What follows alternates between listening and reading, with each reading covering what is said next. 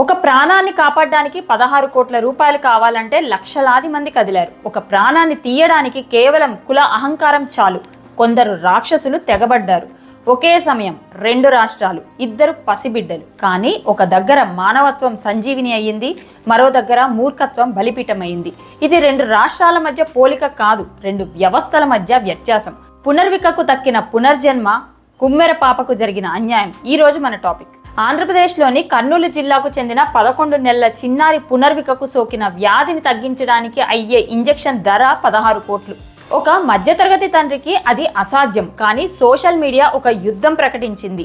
Save Punarvika అనే ఒక hash tag దేశాన్ని కదిలించింది. రూపాయి కలిపి 8.5 కోట్లు పోగయ్యాయి. అక్కడితో దాతల బాధ్యత ముగిసిపోయిందని ప్రభుత్వం అనుకోలేదు.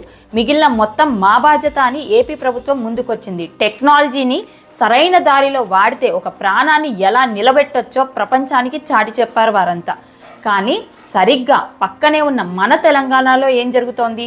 నాగర్ కర్నూలు జిల్లాలో కుమ్మెర గ్రామంలో జరిగిన అమానుషం చూసి నాగరిక సమాజం తలదించుకోవాలి. బాధితులు, ప్రత్యక్ష సాక్షులు చెప్తున్న దాన్ని బట్టి కేవలం 100 రూపాయల అక్రమ వసూళ్లను ప్రశ్నించినందుకు ఒక తండ్రిపై దాడి చేశారు.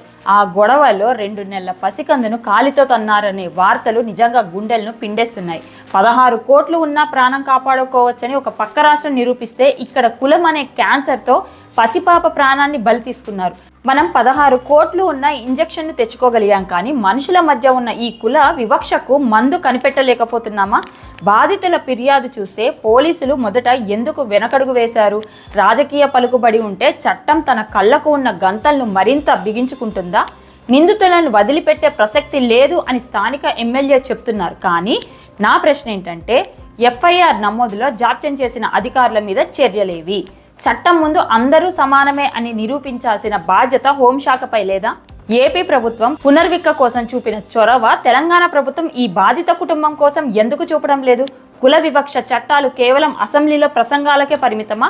క్షేత్రస్థాయిలో ఒక సామాన్యుడి ప్రాణానికి, ఒక పసిపాప ప్రాణానికి రక్షణ లేదా? పునర్విక ప్రాణ పోరాటం మనకు ఒక స్ఫూర్తినిస్తే, కుమ్మెర పసిపాప మరణం మనకు ఒక హెచ్చరికనిస్తోంది. మన సమాజంలో ఇంకా మనుషుల కంటే కులమే ఎక్కువ అనుకునే ఈ మూర్ఖత్వం బతికే ఉందని ఈ ఘటన చాటి చెప్తోంది.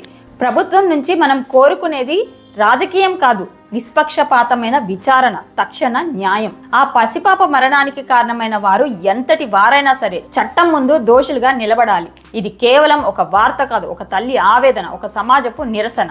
Justice for child.